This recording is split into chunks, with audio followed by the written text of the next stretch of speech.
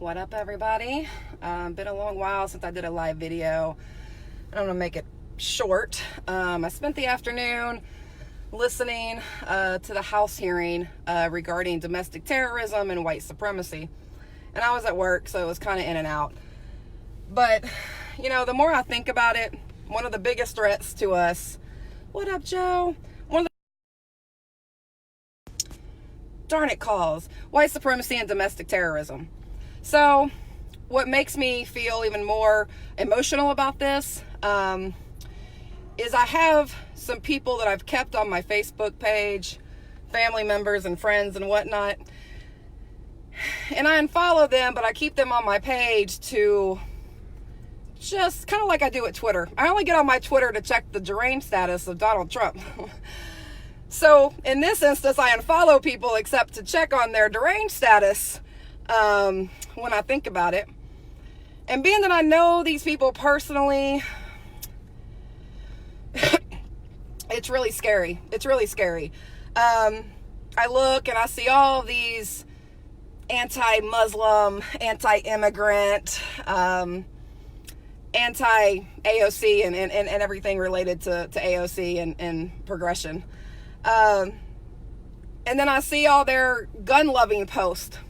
So to me, that's a really bad combination. Somebody that's hateful and angry and so full of hate to people that I guarantee you that they do not know anybody like the people that they hate. I guarantee you they do not. That's another very, very scary thing. So if you're posting a bunch of hateful rhetoric and then you're posting a bunch of gun rhetoric, I'm inclined to believe that you are a danger to society. And then the other really sad part is that I see my other family members liking the post.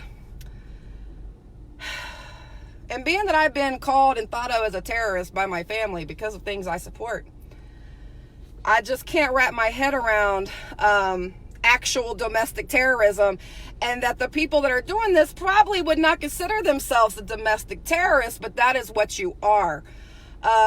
There was a current post made by a person that was talking about Muslims in Congress and how they want to take over Congress and government with Sharia law. And if that's just not the dumbest shit I've ever heard in my life, especially when the extreme Christians are the one that are taking over our government and try to push their values on us. Man, it's just ironic. It's ironic and it's a little bit funny. But I think for those of us that are not okay with this, as I've been saying for the longest, the most important thing we can do is speak up, call it out, whether it's your family, your friends, whoever it is, call it out. And then if I thought that anybody cared, I'd report somebody for some of these posts because they're really, really hateful.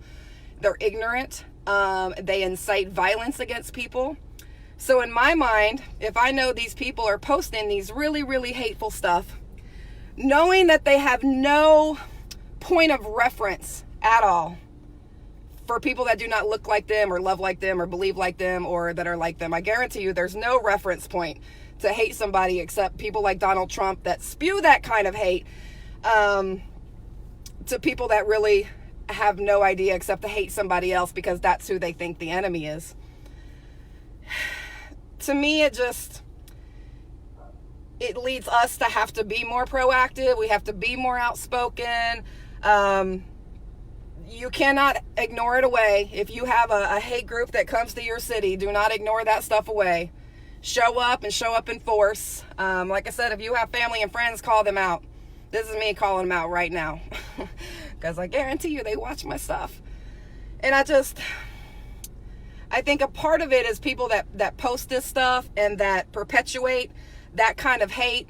They do it because they think it's funny. They have some ego trip off of it. They think people like me, then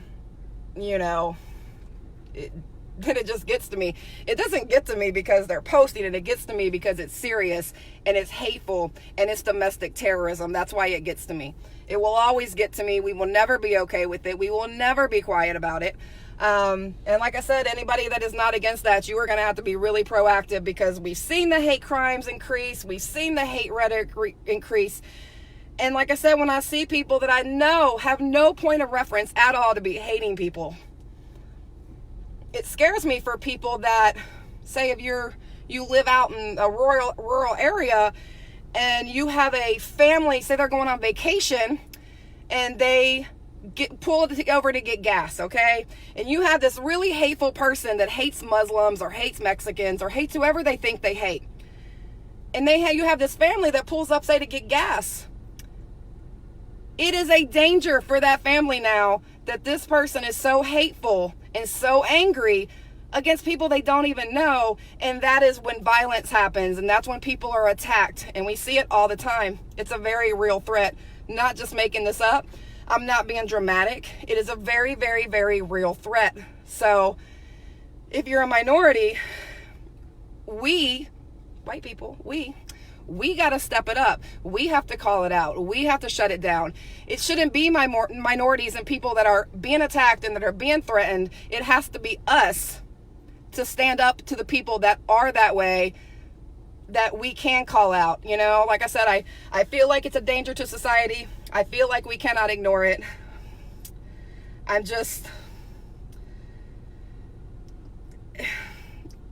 can't wrap my mind around the hate that people have for people. That, like I said, is perpetuated by other people that are hateful and spread all of this ignorance and hateful stuff. That it's a danger to people, and that's really real. And we have to stand up for that. The government, apparently, white supremacists are not domestic terrorists to them. Because they said that the U.S. government doesn't have that clause that says that. But most of the violence that is happening is from white supremacists. So, again, that is what I think we, like I said, majority white people, we have to call this out. We got to be proactive to do that. We need to be on the front lines of stopping this. Because like I said, I personally am not going to stand to see it. I've been trying to decide what to do about the family members that are posting it because, you know, I could just unfriend them and be done and never see them again. But in another way, like I said, I want to call it out. I want to talk to them and say, how can you hate somebody, a whole group of people that you have never met, So, like I said, I think it has to do, we have to stand firm against it. We have to hope that maybe people come to their senses. They learn, they get out of their bubble, they travel, you know, we can hope. And in the meantime, we shut it down, in whatever ways that is. So I'm off, y'all. Try to do my little videos because I've had so much to say and I really hate writing out long posts. So y'all have a good day. Let's think on it. How we, like I said, proactively fight against the rise of hate and hate crimes that's happening in this country that's very real. And to the people that we see just spreading that kind of hate. So, all right, y'all. Bye.